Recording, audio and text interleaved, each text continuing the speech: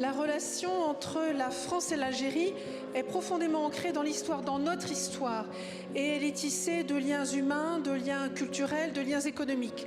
Mais, comme tout partenariat, elle doit reposer sur un principe d'équilibre, un principe de respect mutuel.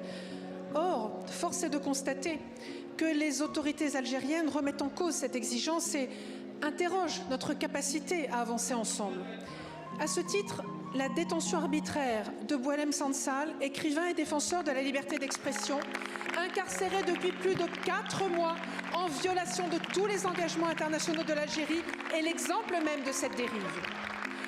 Au-delà de ce cas, c'est un déséquilibre bien plus large qui s'est installé dans notre relation. L'Algérie bénéficie toujours de l'accord de 1968 qui lui accorde des avantages spécifiques en matière de séjour, d'emploi et de prestations sociales. Elle bénéficie aussi de l'accord de 2007 qui permet aux détenteurs de passeports diplomatiques algériens d'entrer en France sans contrôle et d'y circuler librement. Et pendant ce temps, l'Algérie refuse obstinément de récupérer ses ressortissants sous obligation de quitter le territoire français, y compris ceux qui représentent une menace pour notre sécurité nationale. Et cette semaine encore, ce sont l'expulsion de 60 individus qui nous a été refusée. Cette situation, Monsieur le Premier ministre, est absolument inacceptable.